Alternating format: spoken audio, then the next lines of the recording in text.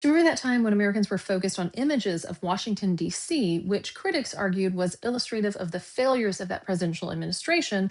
And then the president refused to acknowledge what had actually happened on the ground and kept lying about it and blaming his political enemies instead? If so, let's talk the bonus march. It's the 1 year anniversary of my course, Forgotten America Rediscovering Events That Changed the Nation, over at the Great Courses, also available on Audible, which just won a silver telly. Today, we're talking about Lecture 5, Patton versus the Bonus March Veterans. After World War I, Congress passed the World War Adjusted Compensation Act in May of 1924, which promised a bonus to World War I veterans after their birthday in the year 1945, so nearly 20 years later. You would get $625 maximum if you had served overseas and $500 maximum if you had served at home.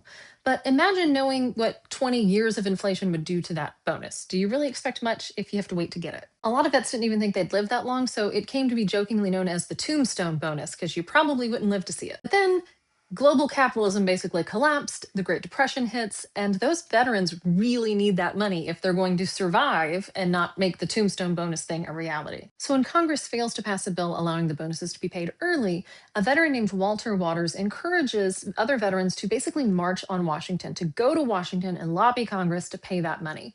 And historian Eric Rochway tells us that a lot of local officials encouraged these men to go and helped them get to DC because they were very eager to be rid of more unemployed, hungry men in the middle of the Great Depression. So between 10 and 20,000 veterans show up, some with their families in Washington, D.C., asking Congress to pay this bonus early, and Congress refuses.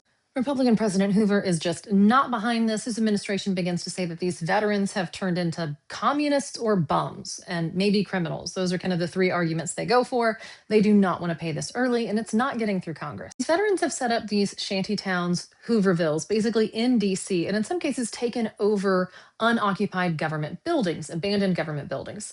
And so Hoover decides it's time for them to go. And so he has the DC police move to remove the men who are in those abandoned buildings on the National Mall. This does not go well. Two people are killed by DC police in this attempted removal. Those two are actually buried in Arlington National Cemetery today. So Hoover instructs the military under General MacArthur to remove these people from the National Mall and the Capitol. He's not supposed to follow them over to the larger campsite on the Anacostia Flats, but MacArthur argues that these people are communists and they're criminals and they're threatening the overthrow of the US government, even though a lot of their politics are leaning much further to the right.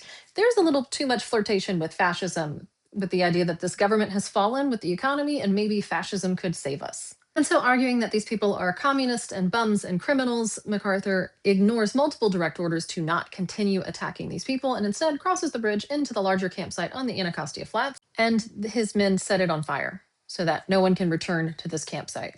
And so this image of the veterans' shanty towns that they've been reduced to because of the Depression, burning just in front of the Capitol, is this iconic image of the failures of the Hoover administration. FDR says, "This will elect me." And he's right.